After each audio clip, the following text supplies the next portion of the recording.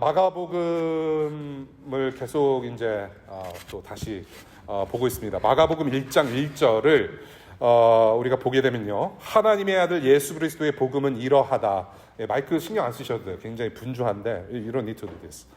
괜찮아요. It's okay. 마이크 없어도 들리잖아요. 이 예수 그리스도의 복음의 시작은 이러하다 하면서 복음이 무엇인지를 사실은 명료하게 가르치고 있어요. 마가복음. 그래서 예수 그리스도의 존재 자체가 복음이고, 그 다음에 삶 전체가 복음이다.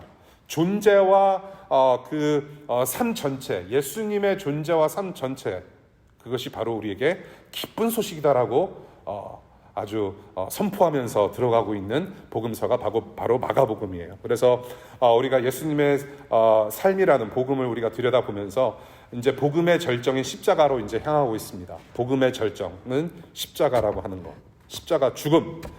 그래서 우리가 십자가로 가까이 가시는 예수님의 행적을 우리가 보고 있는데요, 이 마가는 점점 더 긴장되는 그런 순간들을 지금 계속해서 기록하면서 증언하고 있고, 오늘 본문 사건도 마찬가지입니다. 여러분들 찬양으로도 많이 알려진 사건이잖아요. 향유 옥합, 깨는 노래. 그 사건을 지금 우리가 보고 있는데, 찬양으로도 만들어질 만큼 아주 유명한 사건이기도 합니다. 그러나 우리가 익숙하다고 해서 그냥 결론을 딱 내리는 것보다 우리에게 새로운 은혜로, 새로운 기쁜 소식으로 들려지는 말씀이 무엇인지를 우리가 좀 생각하면서 소화했으면 좋겠습니다. 오늘 본문을 세 부분으로 우리가 나눠서 볼 수 있는데요, 이 향유 옥합 깨는 사건을 중심으로 해서 샌드위치 구조를 이루고 있습니다. 이 샌드위치 구조로 봐야만 오늘 주님께서 하시는 말씀이 무엇인지를 조금 더 조금 시원하게 볼 수 있을 것 같아요. 첫 번째, 종교 지도자들이 살인 계획을 합니다. 살해 계획을 해요. 이 대제사장들과 율법학자들의 어떤 기득권에 위협적인 인물로 나타난 인물이 바로 예수님이라는 인물이에요. 예수님이 지금 이 종교 지도자들, 종교인들에게 지금 눈밖에 난 상태입니다. 눈밖에 난 상태이고, 그래서 주님을 죽이려고 하는 계획을 세웁니다. 주님을 죽일 만한 꼬투리를 그런데 여전히 잡지 못하고 있는 상태예요. 어떻게 죽일까 지금 고민을 하고 있는데 이제는 속임수를 쓰자고 하는 거예요. 속임수 쓰자. 걸려 넘어지게 우리 한번 함정을 파보자라고 하는데, 이게 바로 부패된 인간의 본성이에요. 특별히 인간 권력, 인간이 권력을 가지고 있을 때 나타나는 특징, 현상입니다. 이것이 뭐냐 하면 수단과 방법을 가리지 않고 남을 누르려는 노력을 해요. 남을 눌러야만 올라가는 거예요. 피라미드에. 수단과 방법을 가리지 않아요.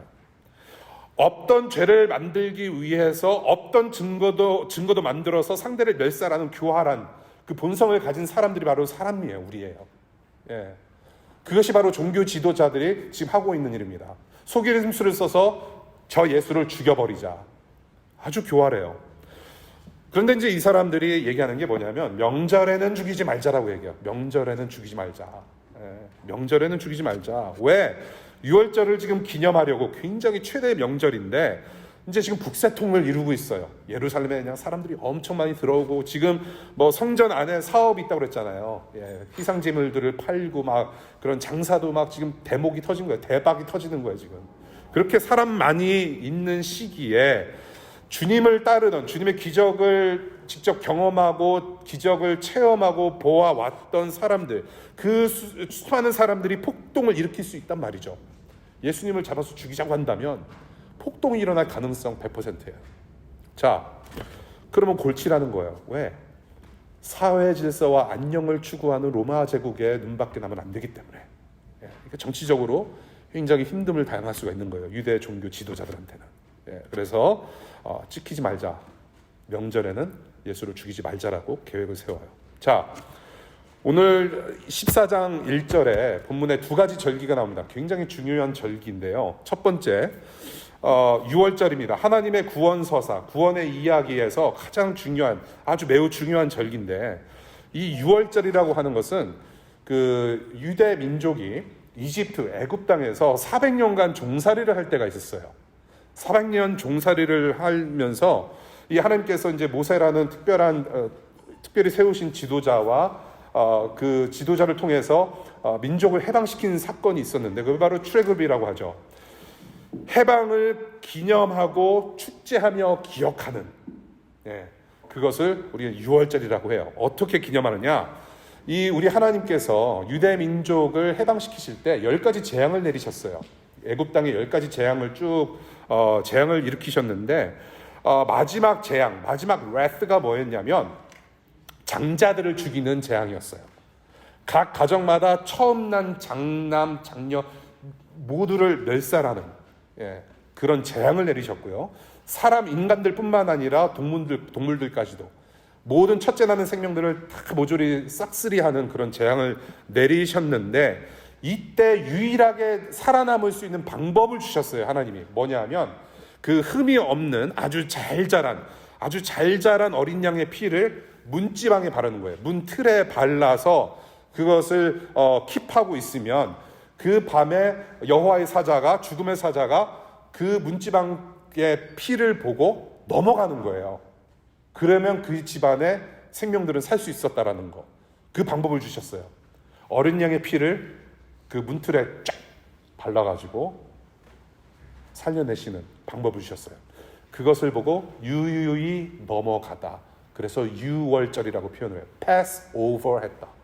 그러니까 6월달에 month of June, 6월달에 뭔가를 하는 게 아니라 유유히 그 사망의 권세가 넘어갔다라는 뜻으로 6월절을 그때부터 기념했다라는 것이죠.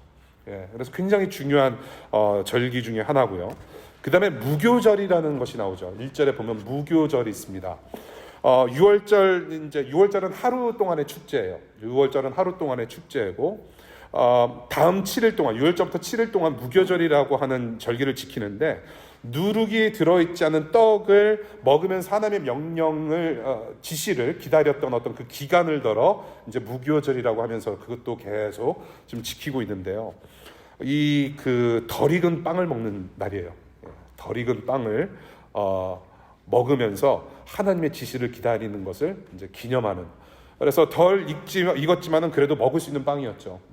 빵을 먹으면서 하나님께서 떠나라고 할 때 떠나는 그런 명절, 그것을 기념하고 축제하는 그러한 절기가 바로 무교절이었다. 그래서 6월절과 무교절은, 그래서 여러분들 성경을 읽으실 때 6월절이 나오고 무교절이 나오면 그냥 하나의 절기라고 생각하셔도 돼요. 6월절 안에 무교절이 있고 무교절은 6월절부터 시작한다. 그렇게 생각하시면 되는데 지금 이 명절에 죽이지 말자라고 해요. 종교 지도자들이. 나름 괜찮은 계획 같아요. 폭동일이 시키지 말고 우리 조용히 죽이자. 그런데 이 세상을 구원하러 오신 예수 그리스도께서 죽으시는 시기를 누가 정해요? 종교 지도자들이 정하는 게 아니에요. 하나님이 정하세요. 인류 구원의 역사는 하나님께서 계획하셨고 하나님께서 진행하시고 하나님께서 끝내시는 역사가 바로 구원 역사예요. 종교 명절에 죽이지 말자? 누구 맘대로. 본인들은 계획을 그렇게 하고 있으나 결국에는 하나님은 예수 그리스도를 6월절 절기 중에 죽이세요. 그것을 이뤄내세요. 그것을 이제 우리가 앞으로 보게 될 텐데, 그래서 하나님의 뜻은 그분의 시간에 반드시 이루세요. 여러분들도 워싱턴 DC 와서 어떤 꿈이 있고 비전이 있고 여러분들의 나름의 어떤 계획이 있을지라도 하나님께서 품으신 여러분들을 향하는 모든 계획은 하나님의 시간 안에 이루어져요. 그러니까 우리는 그 하나님의 뜻이 무엇인지를 자꾸 그냥 내가 어떻게 살아요? 어디서 취직해요? 어디에서 학교 공부를 해? 그렇게 구하는 것보다도 하나님의 뜻에 나의 마음이 갈 수 있도록 순종하는 마음 달라는 기도도 더 좋을 것 같아요. 그렇지 않아요? 하나님의 뜻은 하나님의 시기에, 하나님의 시간에 반드시 이루신단 말이에요. 이미 출애굽 이전부터 예수 그리스도의 죽음을 통한 백성들의 구원 계획을 수립하셨어요. 그리고 지금 계속 진행하고 계시는 과정 속에 있는 거예요. 그 과정 속에 오늘 14장의 사건을 우리가 보는 거죠. 그래서 명절에 죽이지 말자. 그 명절. 그래서 1절을 보게 됩니다. 1절 다시 한번 봅시다. 6월절과 무교절 이틀 전이었다라고 했을 때에는 주님께서 죽으실 날이 바짝 가까이 왔다라는 것을 이제 얘기를 하는 거죠. 긴장하라. 긴장을 고조시키는 말씀이에요. 긴장을 고조시키는 마가의 증언을 지금 1절에서 담고 있습니다. 자, 그 다음에 장면이 바뀌면서 3절부터 9절까지 향유병 사건이 이제 일어납니다. 향유병 사건, 오늘 말씀의 핵심이 되는 그런 사건인데요. 주님께서 제자들과 시몬 집에서 식사를 하시는데 한 여인이 향유를 가지고 와요. 향유, 영어로 향유, 오인먼트, 뭐 향수가 냄새가 좋은 어떤 바르는 어떤 뭐 그런 거죠. 향유를 한 옥합 가지고 와요. 가지고 와서 깨고 주님의 머리에 붓는 사건입니다. 굉장히 유명한 사건이죠. 여러분은 밥 먹는데 개도 안 건드려요. 그렇잖아요. 밥 먹는데 개도 안 건드리는 게 상식인데 지금 주님은 이 여인이 한 행동을 지금 칭찬하고 계세요. 이 여인이 누군지도 사연도 알 수가 없어요. 이름을 밝히지 않아요. 왜 이런 행동을 했는지 전혀 알 수가 없어요. 그러나 확실한 것은 뭐냐면 주님 때문에 인생이 역전되는 큰 경험을 한 여인이라고는 알 수가 있는 거예요. 그렇기 때문에 귀한 것을 깨어 주님의 머리에 부었다라는 것이죠. 그리고 그 행위를 예수님께서 칭찬하셨다라는 거예요. 예. 엄청난 은혜, 인생을 바꾸셨던 어떤 은혜를 경험했다라고 우리는 추측할 수 있어요. 그래서 그 감격과 감사로 주님께 자신의 귀한 것을 내어드리기로 했는데 그것이 바로 뭐예요? 나드 향유 한 옥합이라는 거예요. 자, 이게 얼마나 주님께 감격하고 감사했으면 이런 것을 바쳤겠는가? 순수한 나드 향유 한 옥합이라고 자세하게 설명을 해요. 이 여자의 이름은 언급하지 않으면서 얼마나 귀한 것인지를 자세하게 디테일하게 증명을 하고 있어요. 이걸 봐야 돼요. 굉장히 귀한 거예요. 그 당시에 2000년 전에 그 중동 시대에 중동 지역에 히말라야 혹은 인도에서 생산된 향유라고 그래요. 이것이. 예. 지금은 뭐 여러분들 인천공항 가시면 면세점 있잖아요. 거기서 귀한 거 그냥 싹쓸이 하면 되잖아요. 그 당시에는 그런 게 없었단 말이에요. 직접 가서 가지고 오거나 아니면은 직접 가져온 사람한테 엄청나게 돈을 엄청 줘서 정말로 이걸 잘 써야 되는 거예요. 뭐 평생 이거 다 쓸 수도 없었을 거예요. 너무나도 귀하기 때문에. 너무나도 고귀한 거예요. 이게 이제 또 이게 순수한 나드라고 하지 않습니까? 순수하다. 그러니까 이게 올게닉한 거예요. 화학물질 전혀 가미되지 않은 100% 순 향유. 구하기 힘든 비싼 향유. 그래서 제가 구글을 좀 해봤어요. 2023년 현대시대의 가장 비싼 향유, 가장 비싼 향수가 무엇인지를 서치를 해보니까 용년향이라는 향수예요. 용년향이라고 하는 향유가 가장 비싸대요. 영어로 ambergris라고 한다. ambergris. You know what that is? Yeah. I'll get you some. Alright. 용년향. 그게 뭐냐면 향유고래라는 고래가 있는데 향유고래 똥이래요. 향유고래 똥이래요. 그러니까 이 향유를 누리려면 이 비싼 걸 누리려면은 일단 향유고래를 찾아서 이제 나가야 돼요. 자, 떠나자. 고래 잡으러 가야 돼요. 그 다음에 이 고래가 싼 똥을 찾아야 돼요. 저 태평양 대서양 건너서 똥을 찾아야 돼요, 여러분. 그러니까 구하기 힘든 거예요. 구하기 힘든데 그만큼 가치가 있단 말이에요. 가치가 있기 때문에 비싸게 팔리는 거예요. 그래서 몇 그램에 뭐 수십만 원, 뭐 몇백만 원 한대죠. 비싸요. 여자가 뭐 때문에 이런 걸 가지고 있을까요? 여인이. Why? 왜 향유를 가지고 있을까? 지금 이름도 없는 여인이에요. 이 여자가 누구인지 몰라요. 성경학자들이 여러 가지 설들을 지금 만들어냈었는데 여태까지 아직도 몰라요. 아마 천국 가면 있을 거예요. 그렇죠? 우리가 한번 볼 거예요. 누군지. 그런데 저는 한 가지 이제 합리적인 의심이 드는 게 뭐냐면 그 막달라 마리아라고 하는 여자가 있어요. 복음서에 예수님께서 만나주신 여자 가운데 막달라 마리아가 있는데 she was a prostitute. 매춘부였어요. 매춘부가 자기가 번 돈으로 이제 자기 관리를 해야 되기 때문에 이제 재테크하는 거죠. 비싼 향유 써다가 자기를 관리하고 또 그 산업에 들어가는 거죠. 그래서 저는 막달라 마리아가 아닌가라는 합리적인 의심이 들어요. 예, 이거는 그냥 제가 그냥 생각하는 것인데 하여튼 여자들이 관리에 필요한 용품이고 굉장히 비싼 거고 구하기 힘들었기 때문에 그래서 가문 대대로 내려오는 또 유산은 아니었을까? 어느 누구에게인가? 예.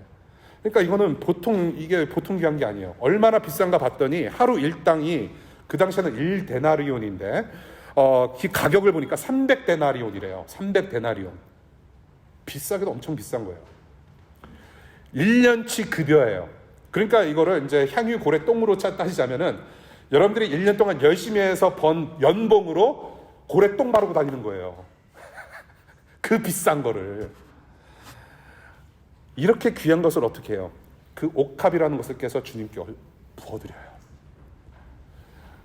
그냥 이렇게 단지면, 몰이면은 다 없어지잖아요.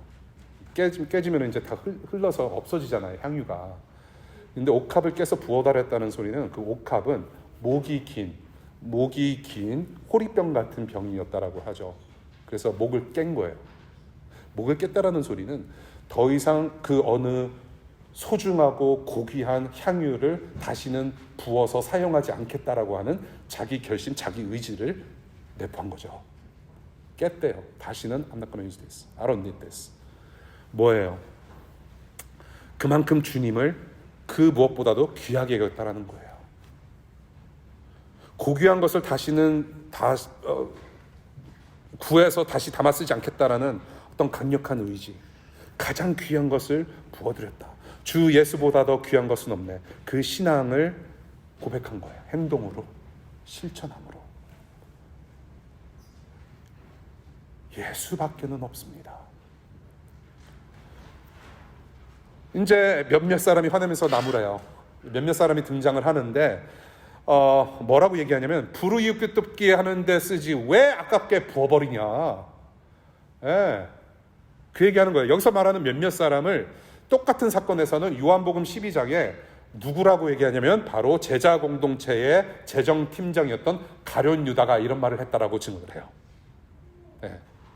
그거 향유 팔아서 배 쪽에 좀 쓰지. 미쳤구나.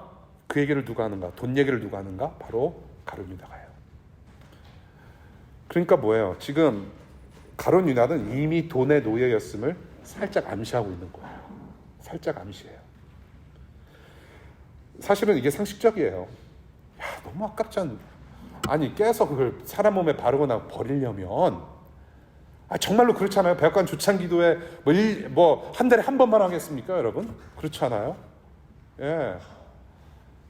상식적. 나 같아도 그랬겠어요. 그런데 이게 겉만 보는 게 우리 수준인 거예요. 내 수준이에요. 겉만 봐요. 속내를 알지 못해요. 고래똥을 팔아다가 매일 백조기 할 수 있고, 고래똥 팔아다가 DC의 노숙자들 수천 명 되는데 매일같이 잔치 벌여줄 수 있고, 의식주 해결할 수 있도록 하우징 마련해주고. 우리는 사람의 속과 하나님의 뜻을 알 수 없는 무지로 살아가요. 예. 팔으면 되는데. 그러면 나무래요. 자, 이때 주님이 이 여인을 칭찬하세요. 아름다운 일을 했다. 예.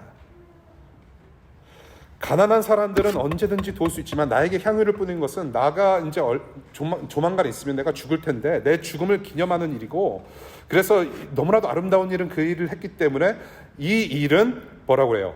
온 세상에 복음이 전파되는 곳마다 기억되어야 될 일이라고 최고의 칭찬을 듣는 거예요, 지금. 예, 기억될 일이다.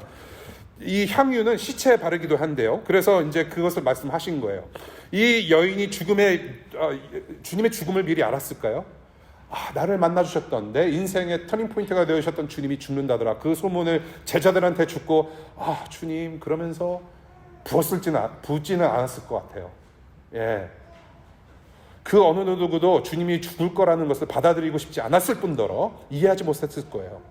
그런데 부었단 말이에요. 제자들도 믿고 싶지 않았던 사실이었어요. 마음에서 우러나와서 자기가 할 수 있는 거를 한 것뿐이에요. 그것도 이제 주님께서 말씀하셨어요. 이 여자는 자기가 할 수 있는 것은 한 것뿐이다. 자, 주님이 자신의 죽음을 기념하시는 쪽으로 해석하신 거예요. 어떻게 그래서 기억이 됩니까? 이 사건이. 지금 복음이 전파되는 곳마다 이 기록된 성경 말씀이 함께 심겨지죠. 그리고 2000년 동안 지금 이 성경의 말씀, 이 성경 말씀으로 지금도 기억하고 있지 않습니까? 지금도 기억해요. 미리 장례를 준비한 것이다. 주님은 자신의 죽음이 중요하다는 것을 알려주시고, 이 여인의 행동은 바로 자기의 죽음과 관련이 있다. 구원과 상관이 있는 사건이라고 말씀하시면서 오늘도 기억하게 하신다라는 거예요. 자, 여기서 한 가지 주목하고 이제 다음 사건으로 넘어갈게요. 이 여인의 이름은 아무도 몰라요. 마가는 뭐 언급도 하지 않고 어떤 배경에서 어떻게 주님을 만났는지도 모를 정도로 그렇게 아무것도 언급하고 있지 않아요. 말을 안 해요. 그런데 오늘 본문 보시면은 주님께서 식사하셨던 그 집주인 나병 환자, 아마도 주님께서 고치셨던 나병 환자였을 거예요. 시몬의 집에 들어가서 식사하셨다라고 하면서 그 시몬의 이름은 언급을 하세요. 그리고 조금 뒤에 살펴볼 본문에 가룟 유다의 이름도 언급하세요. 그리고 지금 예수 그리스도를 죽일 계획을 하고 있는 종교 지도자들의 직분은 다 공개하셨어요. 대제사장들과 율법학자들이다. 그런데 주님은 오히려 누가 주님 보시기에 아름다운 일을 했는가라고 했을 때 바로 이름 없는 한 여자를 들어 올리셨단 말이에요. 기념되지 말아야 할, 오히려 기념되지 말아야 할 사람들은 지금 누구냐 하면 대제사장들, 율법학자들, 그리고 조금 뒤에 등장할 가룟 유다들은 기념하지 말아야 되는 인물들로 우리가 지금 보고 있단 말이에요. 그런데 자신의 직책과 이름이 알려진 사람들은 다 남자였어요. 이름 없는 한 여자로부터 높임을 받으시는 예수님의 모습을 마가가 기록했을 때는 뭔가 의도가 있다라는 거예요. 이 남자들은 주님을 끌어내리려고 해요. versus 이 여자는 주님을 높여드려요.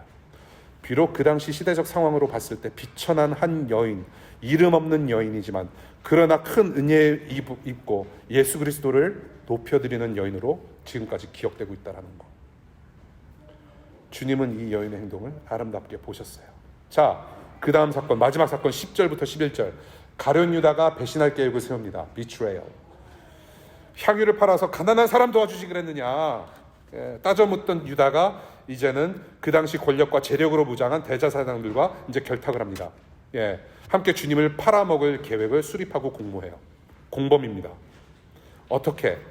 11절 보세요. 11절 보세요. 어떤 마음으로 합니까?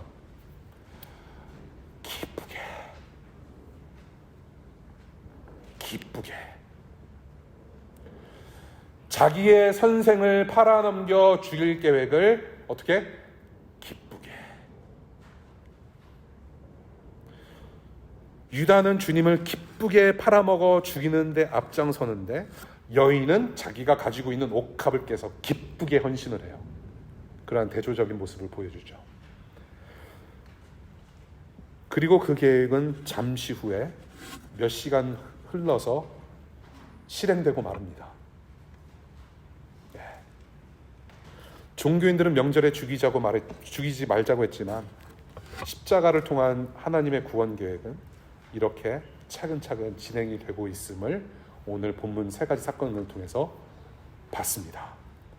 자, 오늘 본문 정리하면서 우리가 들어야 될 복음과 또 적용할 점이 무엇인지를 좀 간단히 이제 1시간 정도 살펴볼게요. 여러분이 깨뜨려야 할 향유 옥합은 무엇입니까? 오늘의 적용 질문이에요. 여러분이 깨뜨려야 할 향유 옥합은 무엇이며 여러분들 무엇을 깨어 드리시겠어요? 우리를 구원하신 주님께. 여러분들이 소중하게 여기고 있는 것을 다 드릴 수 있으세요? 여러분들이 소중하게 여기는 것들 있잖아요. 물론 고래똥은 없으신 걸로 제가 알아요. 그런데 소중한 것들이 있어요. 내가 지키고 싶은 거, 나는 이거 아니면 살 수 없는, 특별히 DC에서 나는 이거 없으면 살 수 없는 그런 것들이 있을 거잖아요. 저도 있어요. 네. 소중한 것들을 여러분들 다 꺼내어 드리실 수 있어요? 수없이 이 사건을 가지고 노래도 만들어서 우리가 부르고 수없이 이 설교를 듣고 이 본문을 들으면서 성경 공부도 하고 큐티도 하였는데 아직도 가지고 있는 소중한 것들 있지 않으세요? 왜 안 들이셨어요, 여태까지? 이 여인처럼 향유옥합 깨셔야죠. 그래야 칭찬받지 않습니까? 아름다운 일을 했다고. 왜 여태껏 안 들이세요? 라고 이렇게 질문을 드리는 것이 핵심이 아니란 말이에요. 이렇게 노트하신 분들 지우시면 돼요. 저와 여러분들의 헌신이 핵심이 아니에요. 이 상황은 지금. 첫 번째, 그리고 마지막으로 지금 마가가 의도하면서 지금 기록한 이 증언은 주님의 말씀과 이 주님의 사건은 예수 그리스도 자신의 죽음을 가리키는 사건이에요. 그 이상도 그 이하도 아니에요. 예수 그리스도의 죽음을 가리키는 사건이에요. 향유 깻잎이 중심이 아니라 자신의 죽음에 중심을 두고 하신 말씀이에요. The death of Christ. 주님은 자신의 죽음을 앞두시고 이 여인이 한 일을 칭찬하신 거예요. 나의 죽음은 그만큼 값지다라는 거죠. 다 내어주는 죽음이 될 것이다.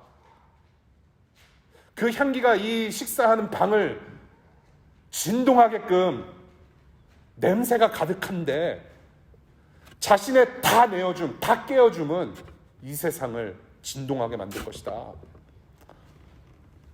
이름 없는 한 여인의 값비싸고 지극한 헌신으로 자신의 위대하고 영광스러운 죽음을 바라보게 하시는 것이 바로 마가의 의도였고 그것을 오늘날 우리에게 가르치신다라는 거예요. 주님이 언제 죽으셨어요? 6월절 기간에 죽으셨어요. 종교 지도자들은 명절에 죽이지 말자라고 하였지만 하나님의 계획은 달랐죠. 6월절 기간에 죽게 하셨어요. 6월절에 죽으셨는데 바로 이 6월절이라고 하는 절기는 예수 그리스도의 죽음을 통한 구원을 가리키는 절기로서 지켜왔던 거예요. 하나님께서 그거를 미리 정하신 거예요. 6월절 어린 양, 사람의 계획이 아닙니다. 구원은 하나님께서 미리 계획하신 거예요. 그래서 베드로전서 1장 19절에 보면 흠이 없고 티가 없는 어린 양의 피와 같은 그리스도의 귀한 피로 되었습니다라고 증언해요. 6월절 어린 양, 수천 년 전에 애굽 땅에서 빠져나올 때, 해방시켜 주실 때에 그 발랐던 6월절 어린 양은 바로 예수 그리스도를 가리키는 역사였단 말이에요. 그것은 일시적으로만 구원했을 뿐이지, 일시적으로만 출애굽을 하는데 해방시켜줬을 뿐이지, 이제는 예수 그리스도 어린 양의 피, 예수님의 피를 마음에 바를 때에는 영원한 구원으로 우리가 하나님의 자녀되는 그런 엄청난 영광을 누릴 수 있다는 사실을 가르쳐주는 거예요.